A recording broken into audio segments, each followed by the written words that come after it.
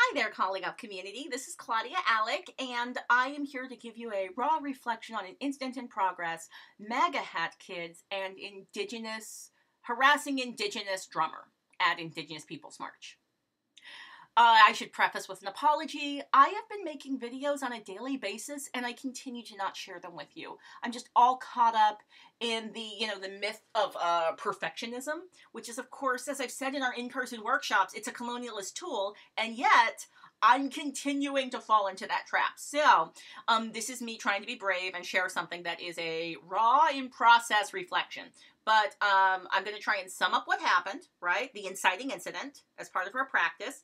I'm going to try and give some context and frame. Where did it take place? What's the setting?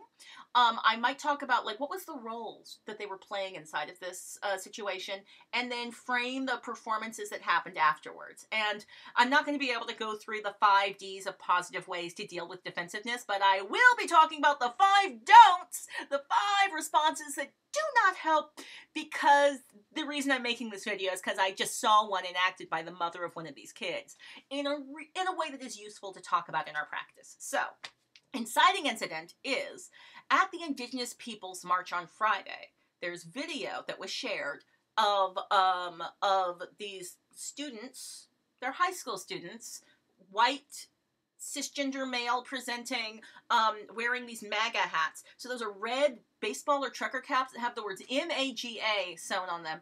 And that means Make America Great Again. And these hats are a visual signifier of belonging to and believing in a certain set of sort of amorphous beliefs that I think are like anti-immigrant, anti-equal rights for LGBTQ peoples, anti-women's reproductive rights, anti-immigrant. I mean, I feel like it'd be a lot of antis. Like maybe they're about an allegiance to a set of structures that are about concentrating and maintaining power in cisgender white men and women. I don't know. So, but anyway, they're wearing these hats. So the visual image itself is telling us a story that's really indicative of who and where we are right now as a nation. And also is sort of a picture of a reflection of who we have always been.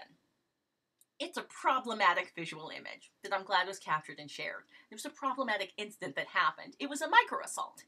So, there are many different ways microaggressions can take place. We've reviewed some of them. The micro invalidation, the micro insult. This was a micro assault, right? Where, a micro assault can be, where someone's getting, like a sexist man slaps the waitress on the ass. And that is about power. That is about telling her place. She doesn't have a bruise. She doesn't have to go to the hospital, but she has been assaulted. And the particular one that we witnessed, I've experienced this a lot. I grew up in Montana, right? So oftentimes, you'd be in a situation where the person wanted to do the intimidation technique, but they also recognized that they were not allowed to do a performance that would interrupt whatever context you were already in. So they would smile. The smile is alibi and denial.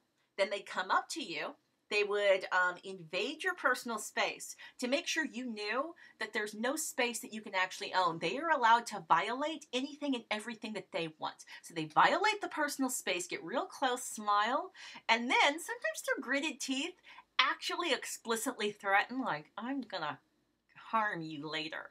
But sometimes it was just an implicit threat that was done through body language, maybe some laughing or sniggering or whatever. And then also, like, when it was done as a group or a pack, it was very effective. Now, sometimes it was actually followed up with actual physical assault. Grew up in Montana, right? So I have been beat up by folks who do not like black people. That happens. But generally it was just that. And it was harmful enough as just that. And I still experience it to this day in public spaces. Sometimes it's around race, sometimes it's about gender, sometimes it's around ability, but there are many contexts that I am in, and about once a month minimum, I receive a micro assault. Someone who wants to aggressively make sure that I know that they would like to harm me. and they do not like people who are like me, and they would like to harm me so that I would serve as a signifier for my entire community and all the people who are like me who live in this country. So that's what happened. Now, there's a gigantic call out of this behavior. You know, like oftentimes, I think that these students, they're young, they're fresh in the game, right? Like they aren't seasoned like VP Mike Pence, so they don't know how to do these sort of microaggressions in a super deniable way. So unfortunately, they didn't do it in the back of the classroom. They did their bullying in the front of the classroom where everybody could see it, and it was caught on tape. And when folks witnessed it, it was legible enough for it to be fully called out. Also, the Indigenous dude was a veteran. And in the United States, we do not like it when our veterans are insulted or disrespected. So that helped in terms of giving people permission to do a quick and easy call out. It was easy for people to go, wow, that's messed up. And it was regular people like me retweeting, social media influencers saying stuff, but like journalists were calling it out, famous people were calling out, freaking Captain America called it out. Like, you know that you've done foul when Captain America is like, that's not cool. I mean, it was Chris Evans. It was the actor who plays Captain America. But still, I think Captain America would be highly against that. Seriously. So there's a gigantic call out. Now, I should frame the setting because it's a little complicated. I do not know what Washington, D.C. is thinking when they're doing their event planning, because they had the March for Life happen at the same time. Well, I mean, like back to back, next to each other. I'm not exactly sure what the sequencing was, but they were happening on the same day as the Indigenous Peoples March. Now, maybe they have like people wanting to, I mean, I don't know why people are trying to march in January. The weather is horrible. Maybe they were like, well, it's better than having the March for Life happen at the same time as the Women's March, since one is anti-women's reproductive rights and the other one is pro-women's rights, for all women's rights, but that includes that one, right? So, I'm not sure what the logic is, but there's a reason, and I also can't say why the students were there. Like, were they just hanging out after their march, or did they decide to go to the Indigenous Peoples March as counter-protesters? I mean, that's what they ended up performing, in a performance of injustice, where they were performing as disrupting, being against Indigenous people, being for Indigenous people. I mean, it's really horrifying. The optics are terrible, so I don't know exactly why they were there. But I do want to comment I don't want to get into the weeds with this, but the March for Life, it is a pro-life march, and I grew up in Montana, right? So I recall witnessing and possibly being in some bananas agitprop anti-abortion theater that included a lot of Jesus, baby dolls, and a horrifying amount of ketchup. It was weird. And I recall even back then being like, pro-life? That doesn't make any sense to me, because you're all pro-death penalty. Like, I've asked all of you this, because, like, I was a pedantic nerd even back then. I was like, the words just, like, the descriptive term doesn't make sense to me. I don't get it, because, like, I mean, even today, I'm still a pedantic nerd. Like, Black Lives Matter? That seems clearly pro-life. They are an organization that is for Black people having the ability to remain alive and thriving in the United States despite all of the oppressive, awesome, horrible things, awful, horrible things that happen to us. Like, you know, officers of the state murdering unarmed Black people at a really, really high rate, right? So that seems to be like clearly a pro-life or being for climate, like the climate change stuff I've been working on, right? And the environmentalism. That feels like it's as pro-life as you can get. They should call themselves pro-life. I'm personally pro-choice, which means I believe that I and all other women inside this country and really inside the world should have the ability to have the control over our own bodies, and the state should not be allowed to decide when, how, or where I breed.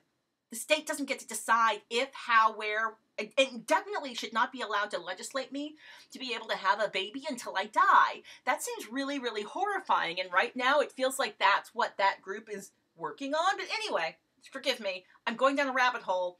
They're called pro-life, and I think it's interesting because what they're doing is they're claiming a name that gives them the moral high ground.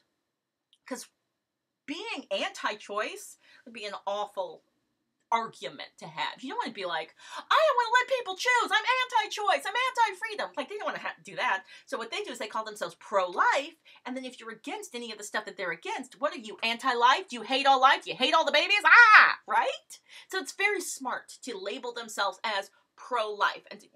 And I also get why you want to be part of the moral high ground. That seems very reasonable. So, you've got this march that just happened, which was a performance of those folks performing their values, the things that they believe in, stating them publicly, and together, feeling like they've got solidarity, feeling like lots of people agree with them because they're surrounded by their people who agree with them, and also feeling like they've got the moral high ground. And the problem with the visual image that directly followed that was that it completely gets rid of their moral high ground. You can't have the moral high ground when you're attacking Indigenous veterans and harassing Indigenous veterans. It's hard to maintain the moral high ground there. So that's what's taking place. Now, there was an apology, obviously, from the Catholic school that brought the students to the event. They did an apology being like, wow, yeah, that's wrong. Doesn't reflect our values at all. I will be honest, it felt like a PR faux apology. It did not feel sincere, like it had teeth, and like there will be any kind of real changes or anything happening that would really change anything. But the response that I found the most telling and interesting was the mother of one of the Catholic students, Covington Catholic students, who was believed to be the boy who was most prominently featured in the video. She wrote, did you witness the Black Muslims yelling profanities and videotaping to get something to further your narrative of hatred? Apparently she wrote this in writing for heavy.com. So I go, right, I see what you're doing there. So let's review 5 responses that don't help. So ultimately the call out was the entire community saying, wow, well, that happened. And it's undeniable because we saw the video footage. And so that happened. Now, one response that's not helpful is, that didn't happen. And I'm anticipating that actually coming in the next couple of weeks, where people describe the incident like it was a different incident, like something else happened. And then they're like, therefore, the thing that you're complaining about didn't happen. Therefore, nothing happened. Therefore, I'm maintaining the moral high ground and can maintain a feeling of feeling good about myself and the things that I do in the world and never, ever change. So that didn't happen is not a responsible or useful response to, you just did something that harmed people. You've been called out. That's not a useful response. Then you've got, you're having feelings about that happening, which are, totally insane and weird because the thing I did was completely justified and good, but I understand that you're a weird person that has weird feelings about things happening. And if you could just feel good about things happening, we'd all be fine. But I feel sorry that you have feelings. But I'm never going to change what I did because it was good, and I still have the moral high ground, and everything I do is justified and good. You have the, well, I didn't mean for that to happen. I intended for there to be a completely different impact. And because you experienced an impact that was negative, but I wanted you to have a good impact, that means that the thing that I was doing was actually good so that I can maintain the moral high ground and feel really good about myself and everything I do is good. And you know what? Why are you even having feelings? I didn't even mean for that to happen. I didn't mean for you to feel bad. Another negative, not useful response is, by acknowledging that that happened, you're attacking me. And I'm going to critique the way you're attacking me, how you're attacking me, and the fact that, like, you attack people. Because that's what's wrong. It's worse to be labeled as a person who has harmed people, to have your actions identified, than it is to actually be the person who's experiencing the harm and impact. That's what that argument is. That's generally the argument that you hear when people are like, you know what, you called me a racist, and if you wanted to hurt my feelings, well done. Good work. Because I'm not one. Even though I just did a bunch of things that had horrible negative outcomes to brown people. See? That's how that works. Okay, and then the one that we witnessed is, well, this other thing happened to me, Now, this is related to whataboutism, but it's not exactly the same. So whataboutism is when it's a distracting technique. So instead of talking about the incident that we're talking about, it's a distracting and de-emphasizing technique where you say, oh, well, all right, I can't argue that this didn't happen. I can't deny that it didn't happen. So instead, what I'm going to do is I'm going to say, well, what about these other things that have happened in the world? Why aren't we talking about them? Why don't we do this? Let's distract. Let's talk about this. This is related to that, but it's a little bit different because it's also about being able to claim the status and positionality of the victim, and also being able to appropriate some of the rhetoric and tools that people use to fight injustice. So she immediately goes to the place of, well, we're victims. Like, she doesn't deny the video or what the Sons are doing, at least in the quote that I read. I am going to have to do some more research and like read the fullness of her full statement because I'm only reading an excerpt. I don't know. But from what I saw, she's not saying, wow, that happened and I'm acknowledging that it happened and I apologize for it. She's going, hey, did you see the other horrible shit that happened to us? Because obviously if something negative happened to you, that means you're justified to do negative things to totally other people. That's totally how that works. Also, both sides, like everybody's racist. Everybody's racist to each other. Everybody's horrible to each other. So like both sides, right? Okay, so I think it is interesting where this conversation is. I'm a little exhausted to see it play out because generally the conversations will play out in a way that they always play out. And then we're going to have another incident like this in 2 to 3 days. Maybe even tomorrow, because tomorrow's Martin Luther King Day. So maybe we'll just get another incident tomorrow. But these are the things I'd like to encourage folks who are watching this video to think about and do. So, first of all, I brought up some stuff around the pro-life movement, so I'm anticipating some folks who are going to want to have a conversation about women's reproductive rights. I'm going to encourage y'all not to engage with that. Don't do it. Resist the urge. They would like to have that conversation. I don't feel like it's a debatable issue, so I don't want to have that conversation. Also, that wasn't the point of what I brought up, even though I did go down the rabbit hole and talk a little bit more about my own personal beliefs and feelings. The point was the name and the positionality of moral high groundedness that name allows the organization, the people to operate on, right? So resist the urge to engage with that. Also, resist the urge to engage with anyone who's sea lioning. Like, there's going to be potentially some folks who want to debate with you what the word microassault actually means and refers to. And then they're going to want to make up straw man, weird, random other stories about things and then be like, is that a microassault? Is this a microassault? Therefore, the word microassault doesn't exist. Therefore, the thing that you're talking about wasn't actually a microassault. Therefore, it didn't happen. Therefore, everybody is good and I am good and I maintain the moral high ground. Let's not engage in that silliness. Let's not do it. Don't feed the trolls, is what I'm really telling y'all. And in fact, I'm encouraging you to engage with these topics in meat space. IRL. Talk to folks in real life about this. Hopefully this was useful content, a little bit longer winded than I anticipated being, but I'm hoping that it's useful to you. And I'm just going to encourage you to bring it up in the moment. Interrupt performances of injustice when you see them happening. Acknowledge and interrupt the microaggression when you see it happening. Be a friend to people and call them in and call them up. We can do it. All right. Thanks, y'all. I hope this was useful content. Again, initial thoughts. Raw reactions.